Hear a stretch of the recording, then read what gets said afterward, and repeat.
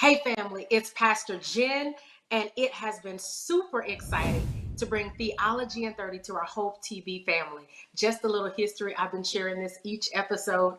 Theology in 30 was birthed in 2018, had a couple of shows on Instagram, a couple of shows on Facebook, and I want to thank our executive producer, Dr. E. Dewey Smith Jr., and our marketing and media Hope TV family.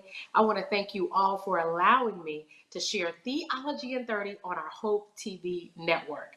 Listen, Theology in 30 came out of my desire to encourage and engage in theological discourse with my friends, colleagues, family, and people who are just curious about theology and preaching and sermons. So this show is exciting in many, many ways.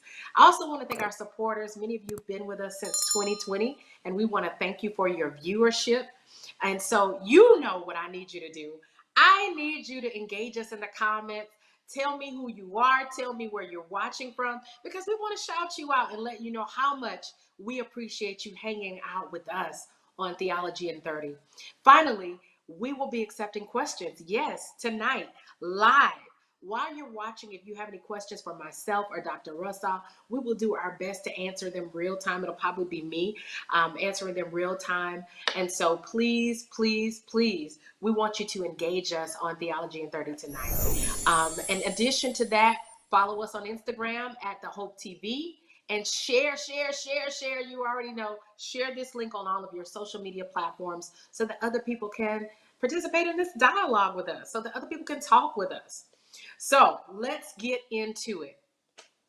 With so much controversy over critical race theory and the place of cultural interpretation in preaching and teaching, I think that preaching today, it must address the problems of racism and liminality in our culture and society.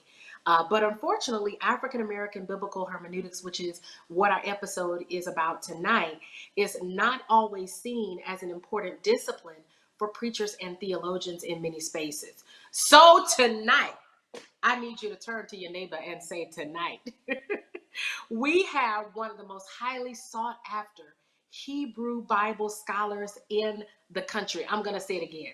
We have one of the most highly sought after Hebrew Bible scholars and just scholars in general in the country. We have with us Dr. Kimberly Russaw. She's a Spelman sister. Shout out to all the Spelman women who are watching. Let me know if you're a Spelman woman. Let me know in the chat if you're watching. Dr. Russaw holds a PhD in religion from Vanderbilt University. She's the author of Daughters in the Hebrew Bible, one of my favorites, and Revisiting Rahab. She holds a Master of Business Administration degree, which prepared her for a successful career in consumer marketing at Fortune 500 companies such as the Ford Motor Company, Nabisco Incorporated, and the Coca-Cola Company. But God led her in a different direction. She is named one of 6 Black women at the center of gravity in theological education. She's an ordained itinerant elder in the African Methodist Episcopal Church.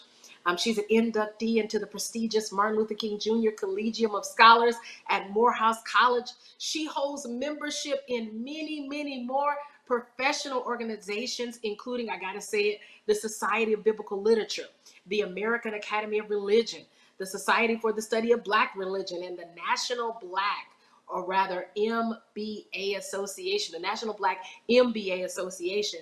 So listen, I can go on and on and on, but I want to get her on so that she can talk to us and share with us tonight. On Theology in 30, we are blessed to have one of my mentors, my African-American biblical hermeneutics professor last year. Join me in welcoming Dr. Kimberly Russaw.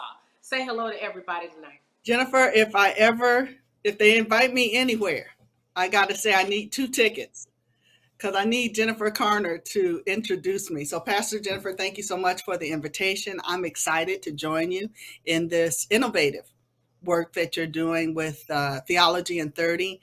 When I received the invitation, I said, well, this is nice, but technically I'm a biblicist. I'm not a theologian. So it'll be interesting to see how our conversation evolves. And I'm looking forward to the different places that it might take us this evening.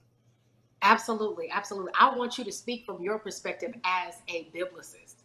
So let me start by saying I was already sold on the importance of, and for the purposes of this conversation, I'm going to say AABH, but we know that to be African American Biblical Hermeneutics, right? So Sounds I good. was already sold on the importance of AABH, but when you brought Randall C. Bailey to our Yeah. class, I was almost in tears. And a few of my classmates were almost in tears because after hearing him speak, I'm asking the question, what is Black preaching without AABH? Mm. Mm-hmm. Mm-hmm. So I want to Mm-hmm. hear you talk a little bit about what AABH does for preaching because you're a preacher. I've heard you preach, Yeah. and and listen, you are somebody's preacher and a biblicist. So, what in your method, in your preaching and your homiletical theory, what does Mm-hmm. AABH do for your preaching? Yeah. Um, so I think that the best way to answer that question is twofold. Yeah, on a very macro level, for me, I think things like African American biblical hermeneutics and womanist biblical interpretation as methodological approaches to in investigating the biblical text serve as wonderful companion partners for Black preaching. Yes. I, I think that biblical studies should serve as a pet companion for preaching, but absolutely African American biblical hermeneutics and womanist biblical interpretation should be in conversation or be dialogue partners with those who are particularly engaged in the work of Black preaching. That's A. Oh, Um, okay. no, keep going. Keep going. Oh, I thought you said, hold on. Okay. And then my second point would be some of the presuppositions of African American biblical hermeneutics, I think, work well in the preaching moment and the preaching preparation. One, that we hold this text to be sacred, meaning that there is a group of people, a community that has decided that this book, these writings, are special, unique, and different for them as it relates to their faith life, their faith story. A. B. I see it's been my experience that many times when people come to the biblical text, especially those who consider that text to be sacred, they come looking to find themselves. And Mm, historically, those who have done the work of unraveling, exegeting, commenting on this sacred text have not come looking for the same thing because mm, they historically have not had the same shared experiences that those of us from the African diaspora have had. And so with that in mind, and then some particularities about my personal history, I think I come to the text or come to the work of investigating the text sensitive to or issues of power, issues of othering or marginalization, yes, Lisa. issues of Yes, justice that are relevant for my community. absolutely. You when you said othering, I almost jumped out of the screen. I almost knocked the iPad down because I'm thinking Lisa Thompson. And I'm Yes, yes, yes, yes. Yeah, this whole idea of othering shows up in so many places and spaces. Why not in our sermons? Let's talk about it. Yeah, So yeah. there may be some newbies. There may be some newbies watching who want to know what is African American biblical hermeneutics. So I know because I got the syllabus, but you tell us in just one short Sure. summation, what is AABH? Sure. So if I were to sum it up in what's it, when you talk about the elevator speech, African American biblical hermeneutics is that form or that approach to biblical exegesis or biblical interpretation or investigation that takes seriously the concerns of Black people, those of the African diaspora. Methodologically, different exegetical methods are deployed in order to do this work. But at the center of it all is something that has to do with Black people. That's what's driving the work.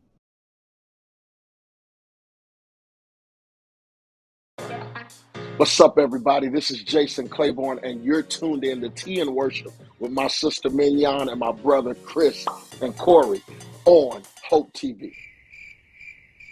Father God, who is Chris? Did I make up a name? You said three hoes. Oh, You said three people. Chris, where you at, Chris? Chris. Let's do it again. Oh my God. What's up, everybody? This is Jason Claiborne, and you're watching Tea and Worship with Mignon and Corey on the Hope TV. All right, I don't know where Chris came from. Bless all the Chris's in the world right now.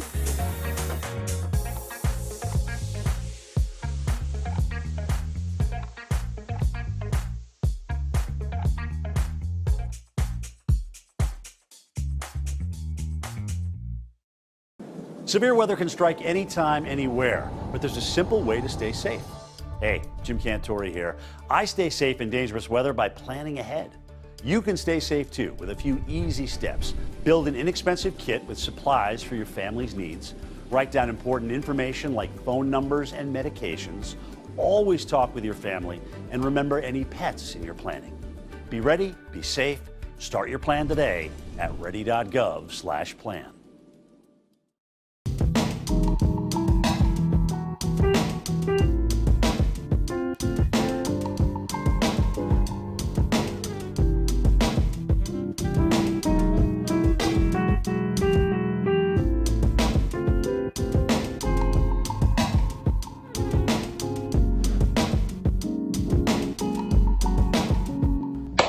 Now let's cook.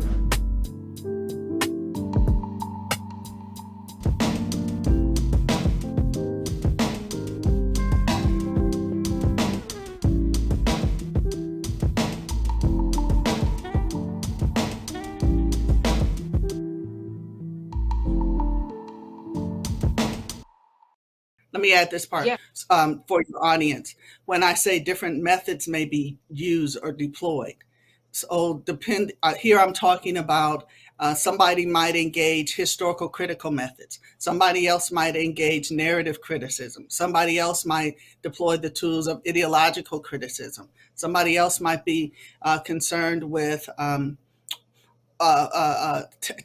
issues of the issues of rhetoric and how the words and phrases and symbols and images that the biblical writer chooses to use are done so in order to persuade the reader in a particular way. Yeah. So to quote Dr. Andre Johnson on the heels of your last statement, for those of us who are working with both Black preaching and sacred rhetoric, we quote Andre Johnson when he says that Black preaching is inherently theological and rhetorical. And that he makes talks sense. about he talks about this whole idea of rhetorical theology.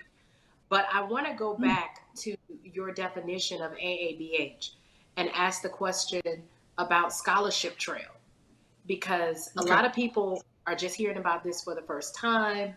And so for me, what was most helpful was to hear the thinkers in this line of scholarship that contributes to the field of African American biblical hermeneutics.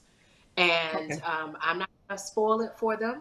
I'm going to let you give us some of those key scholars. What are some key scholars that we should know, names we should know, if we're interested in this whole discipline of AABH? Sure. I want to, in answering this question, acknowledge that when we talk about African American biblical hermeneutics, we're really talking about a work that is centered in the academy.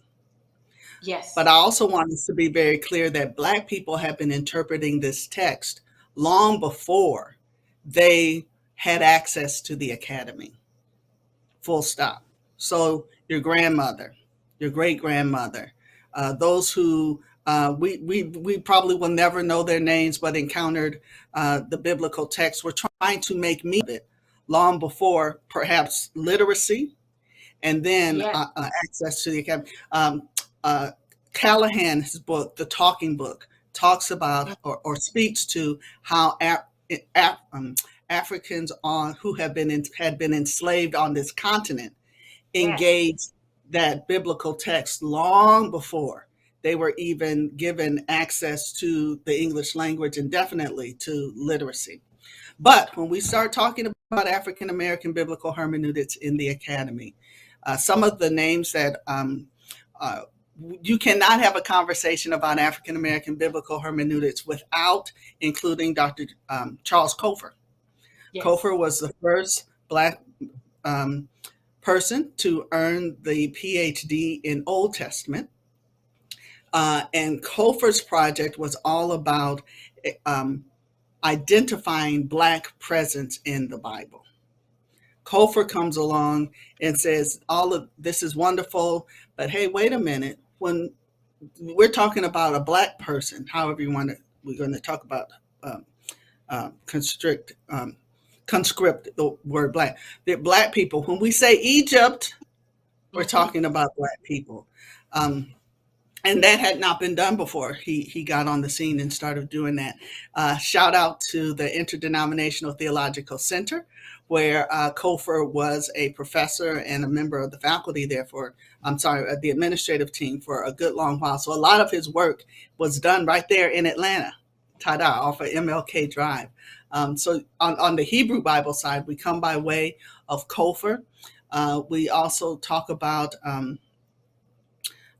we're going to talk about Randall Bailey in a moment, but you've got people like Randall Bailey who come along, Kane Hope Felder on the New Testament side who comes along, and Felder starts to tease out or nuance or investigate. When we say Black, what do we mean? How is race taken up in the biblical world? That was an important contribution to the field. Bailey then comes along and says, we accept the fact that Black people were in the biblical world and are here in the text. Bailey's first set of questions had to do with, but what are they doing? To what end? How are these writers using these Black people, Black figures, Black, even some motifs, some turns of phrases to signal certain things?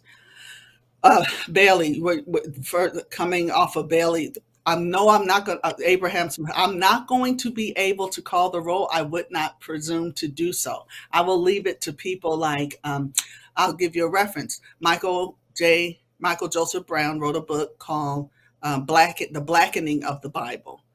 In it, he starts to trace some of this work of scholarship. But if we're talking about African American biblical hermeneutics and Black people, and not necessarily parsing out womanist work, you have to talk about Clarice Martin and Renita Weems, because actually I'm calling the roll of the people who were in Kane Hope Felder's edited volume, Stony the Road, We Trod African American Biblical Hermeneutics. Many of those thinkers are there. It's upon their shoulders that many of us do our work today.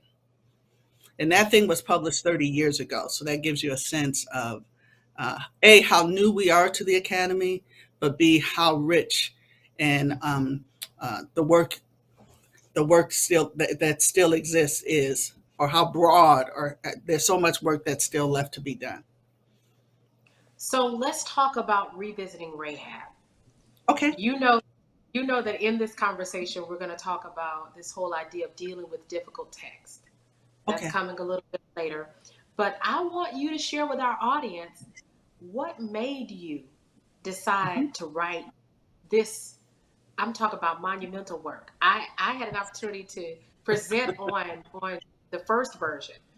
And I was blown away because I was like, I never thought about this. Rahab could be passing in the Bible. Yeah. So what made you decide to ask these questions of the text? I mean, I thought it was remarkable.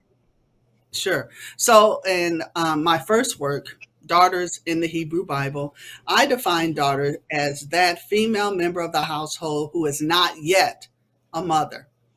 In the biblical world, it almost seems as though someone becomes a wife and then 30 minutes later she's begetting somebody. So wife wife and motherhood go really, really close together. So I can say the female member of the household who is not yet a mother. And as I was doing my work, at some point I had this long list of all the people who count as daughters. And I look for a low price on Amazon, you can read the book and learn all that stuff. But as I was going through, a couple of characters struck me.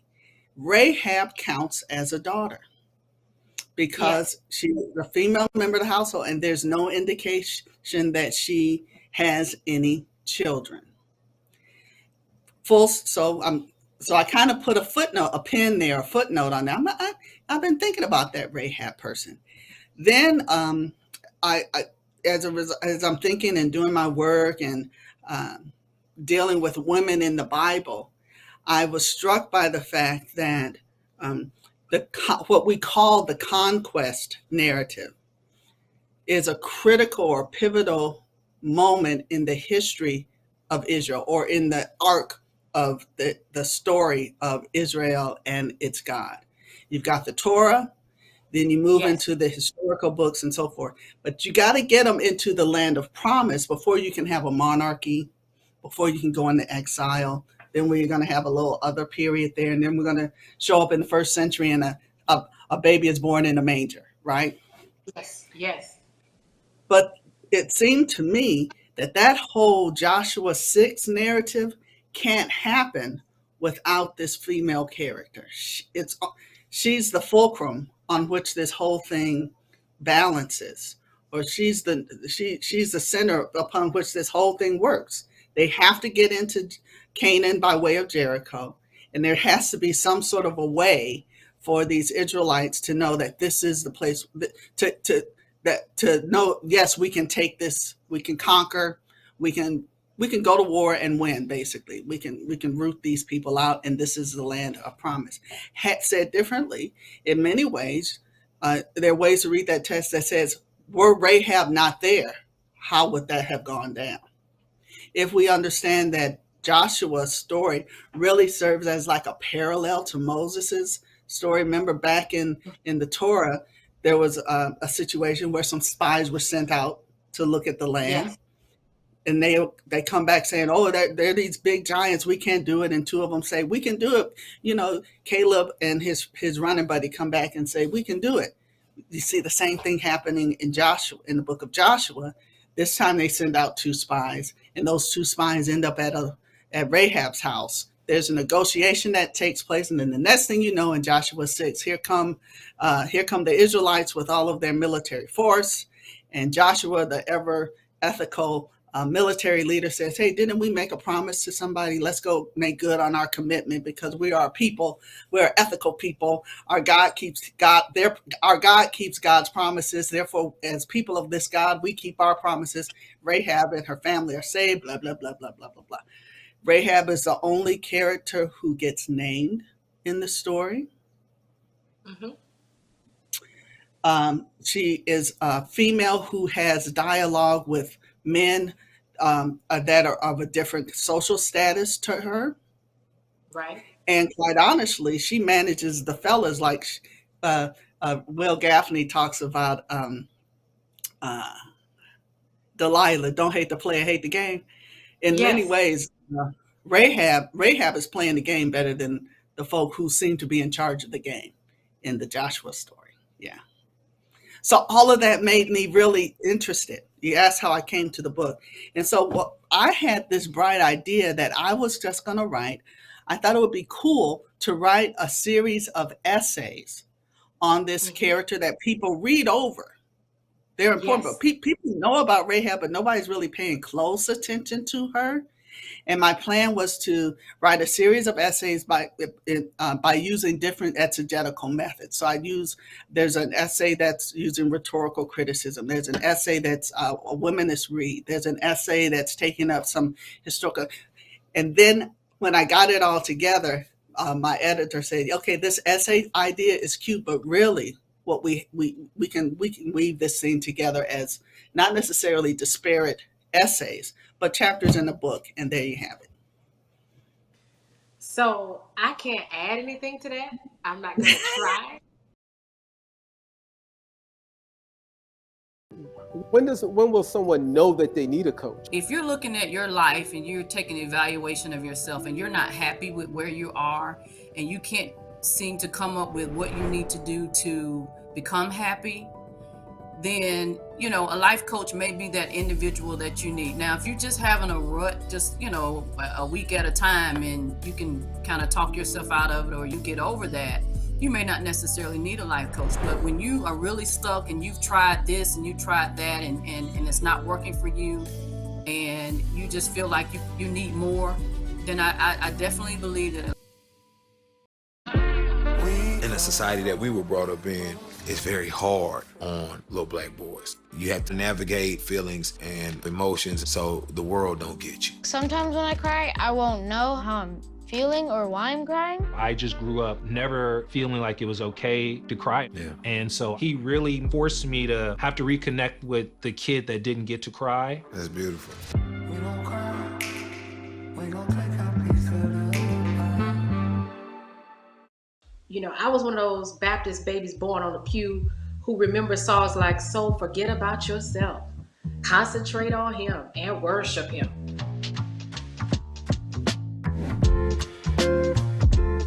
It's hard to give the best if you physically are falling apart. So as a pastor, how do you reconcile that kind of theology with a theology of self-care? The best gift that I can be to my congregation is to model it. God is concerned about every aspect of who we are. God created our mind. God created our bodies. Why would God create a mind, a body, a spirit, a soul, and tell us not to take care of it?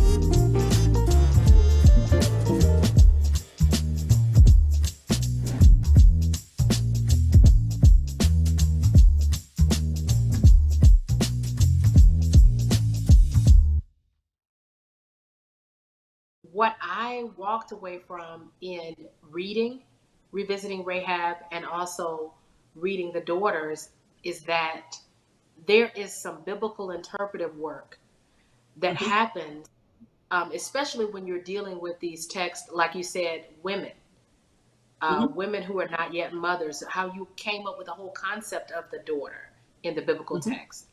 But to me, you are a master at dealing with texts that most people shy away from. Yeah. And so we participated in an activity with the class, Difficult Text in Hebrew Bible. And just the conversation and the experience was so vibrant. So I want you as a biblicist to talk to our viewing audience members who are preachers, who are teachers and scholars in one elevator speech. Share with us some good advice from a biblicist on dealing with difficult text from your perspective.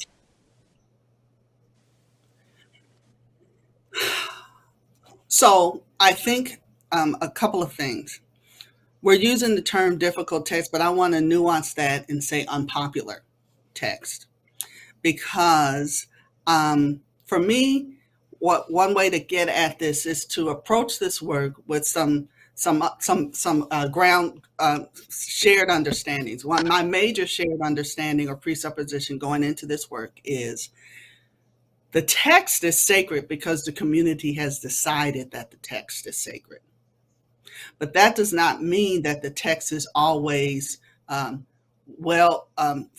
set up for my well-being or healthy or espousing principles or concerns that work for me or members of my community. Quick case in point. When one child's life is in danger, you find a ram in the bush. But over in Judges, when the daughter's life, Jephthah's daughter, is put up for sacrifice, there is no ram in the bush. And so as a young woman sitting in the pews, let alone in the pulpit, how do I wrestle with when a boy's life is, when the son is in danger, there's a solution so the son doesn't die. But when the daughter's in danger, almost identical stories, when the daughter's in danger, there's not that same sort of resolution. How do I make that okay? I can't. how do I make Numbers 12 okay? When both Aaron and Miriam say, hey, Moses, you can delegate some of this work to us. We've got leadership skills too. We can do some of this. Right. Why is it that they speak in unison, but it's only Miriam who is punished? That doesn't seem to be okay. And then to me, the story even plays out or demonstrates her value to the Israelite community as a leader, in that the text says the people don't leave until Miriam returns to the camp. As if to say, we're not going until Miriam can come. She's that important to us. But that text by itself is not okay. It's sending messages on various levels that are harmful, can be harmful to certain listeners. And so if when I approach it that way, then that gives me permission oftentimes to read against the text. We're talking about the genealogy or something, the scholars who've come before us. I remember one time I was in Nashville and I was at Ray of Hope Church, and Reverend Dr. Renita Weems was preaching. And I cannot even remember the text she was preaching, but she starts out by saying, I wish this wasn't in the Bible. Mm-hmm. When I tell you those people were dumbfounded, and I said, you're absolutely right, because what she was getting at is we expect only good stories. We expect